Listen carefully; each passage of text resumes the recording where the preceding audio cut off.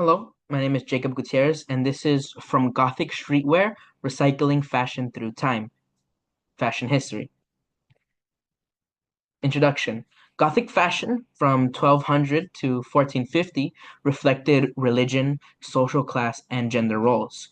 Modern fashion focuses on personal identity, creativity, and social influence. This presentation compares textiles, gender roles, and accessories and cultural meaning across both eras. Colors and textiles then.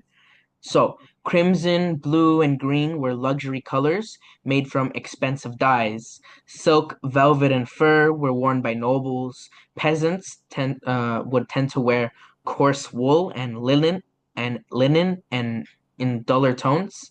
Um, Laws controlled who could wear specific fabrics. These were called sumptuary laws, and they would tax people for wearing certain things. So only the rich could wear these colors and these fabrics. Fashion clearly marked people's social status. Colors and textiles now. Common materials include denim, jersey, synthetics, and vegan leather. Brands now use recycled fabrics and eco-friendly dyes.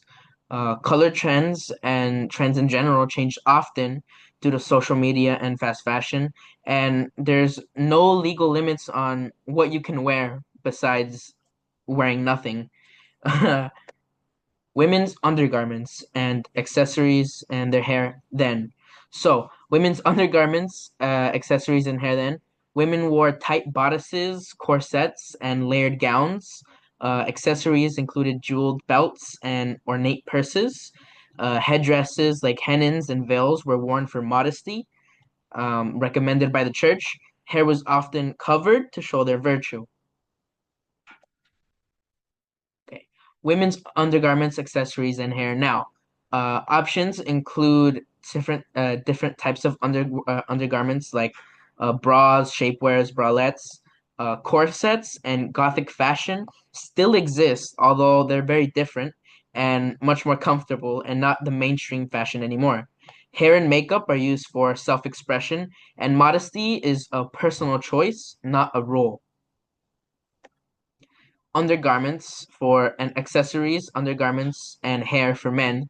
Then men wore tunics with hose and fur-lined cloaks. Accessories included belts, shoulder capes, and decorative hoods. Hairstyles were short and neat, like the page boy cut. Appearances reflected class and religious expectations. Men's undergarments, accessories, and hair now. Men commonly wear boxer briefs, tank tops, and athletic wear. Accessories includes hats, satchels, sneakers, watches. Hairstyles can be anything you want. They vary widely from fades to long dyed hair. More freedom in appearance and grooming. Gothic fashion for men still exists, but it is not similar to how it was back then. Pantyhose is now worn mostly by women, as well as heels and wigs and makeup too. But men can still wear those if they choose to. Gender roles in fashion then. Men's clothing was practical for political and military roles.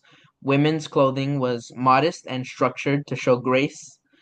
Fashion strongly reflected the expected behavior by gender. Outfits reinforced power and tradition. Gender roles in fashion now. Gender fluid and unisex clothing are more accepted.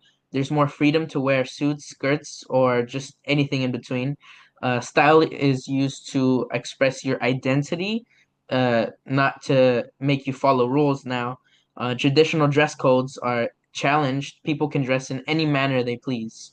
So as you can see these pictures, there's punks, there's goths, and just regular mainstream fashion.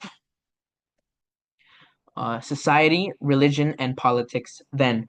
The Catholic Church had major influence over clothing choices. Modesty and religious symbolism were expected in dress. Political leaders passed laws to enforce class separation, and fashion was used to maintain order. Society, politics, and culture now. Societal movements influence how people dress. Examples: Black Lives Matter, LGBTQ plus rights, and sustainability. Social media spreads styles quickly across the world. Fashion is used to protest, express beliefs, and make statements. Religion is not as persecuted as it was back then, and many different religions can coexist together. Gothic style survives in our subcultures, academic robes, and culture. Designers like Alexander McQueen and John Galliano use Gothic themes, including dark tones, long silhouettes, structured bodices, very reminiscent of that fashion back then. Uh, Gothic symbols are now used for dramatic and more romantic looks, and they tend to be all black instead of colorful as they were back then. In conclusion, Gothic fashion reflected status, religion, and control. Modern fashion focuses on freedom, identity, and innovation. Historical styles continue to inspire new trends. Clothing still tells stories across time. And there are my works cited.